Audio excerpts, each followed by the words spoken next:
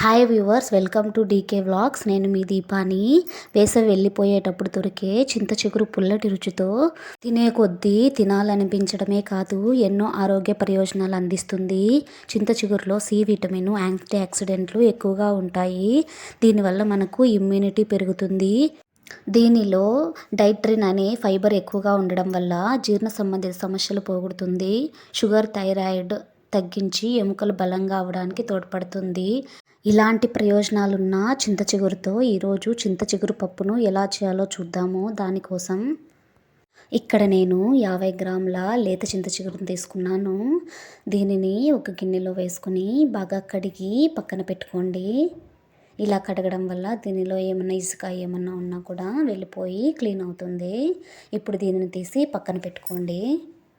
ఇప్పుడు ప్యాన్ పెట్టుకోండి. అందులోకి 1 కప్పు కందిపప్పును వేసుకొని మంట మీడియం ఫ్లేమ్లో పెట్టుకొని వీటిని బాగా ఫ్రై చేయండి. ఇలా ఫ్రై చేయడం వల్ల కందిపప్పులో ఉన్న పచ్చివాసన పోయి పప్పుకు మంచి టేస్ట్ అనేది వస్తుంది. ఈ ప్రాసెస్ అంతా మినిమము 1 మినిట్ పడుతుంది. 1 మినిట్ తర్వాత దీనిని తీసి పక్కన పెట్టుకోండి. ఇప్పుడు కుక్కర్ తీసుకోండి. దీనిలోకి ముందే మనము ఫ్రై చేసి పెట్టుకున్న కందిపప్పును వేసుకోండి. దీనిలోకి వాటర్ వేసుకుని వీటిని బాగా కడిగి తీసుకోండి.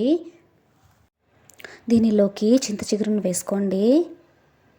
తర్వాత 10 నుంచి 15 పచ్చిమిరపకాయలు వేసుకోండి. ఇక్కడ నేను పచ్చిమిరపకాయలు కారంగా లేవు, అందుకే చాలా వేసుకున్నాను.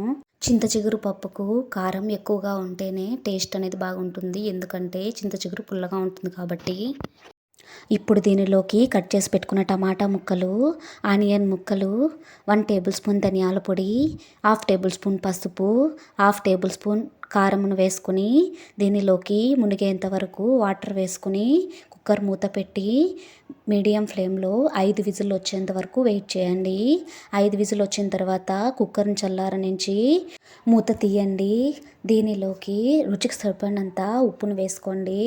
ఇప్పుడు మ్యాషర్తో కానీ పప్పు గిత్తెతో కానీ దీనిని బాగా మెత్తగా మ్యాష్ చేసుకోండి. దీనిని తీసి పక్కన పెట్టుకోండి. ఇప్పుడు పోపు కోసం కడాయి పెట్టుకోండి. అందులోకి 3 టేబుల్ స్పూన్ ఆయిల్ వేసుకోండి.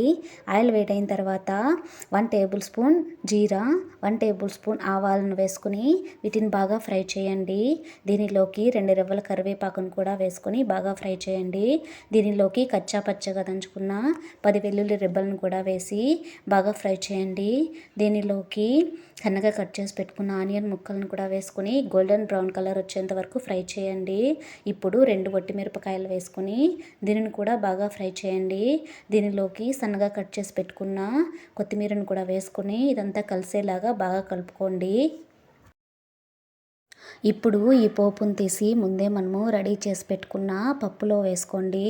ఇదంతా కలిసేలాగా బాగా కలుపుకోండి. ఇప్పుడు మనకు ఎంతో రుచికరమైన చింత చిగురు పప్పు రెడీ. దీనిని అన్నంలో వేసుకుని తింటుంటే ఇంకా ఇంకా తినాలనిపిస్తుంది. మీకు కానీ ఈ రెసిపీ నచ్చినట్లయితే మీరు కూడా ఒకసారి మీ ఇంట్లో ట్రై చేయండి. ఎలా వచ్చిందో కామెంట్స్లో చెప్పండి. మీకు కానీ నా రెసిపీ నచ్చినట్లయితే ప్లీజ్ ఒక చిన్న లైక్ చేయండి. అదేవిధంగా మీ ఫ్రెండ్స్కి, ఫ్యామిలీ మెంబర్కి షేర్ చేయండి. మరిన్ని రెసిపీల కోసం నా ఛానల్ సబ్స్క్రైబ్ చేసి పక్కనే ఉన్న బెల్ ఐకాన్ను యాక్టివేట్ చేయండి. ఇలా చేయడం వల్ల నేను చేసే ప్రతి రెసిపీ మీకు నోటిఫికేషన్ రూపంలో వస్తుంది. Thank you.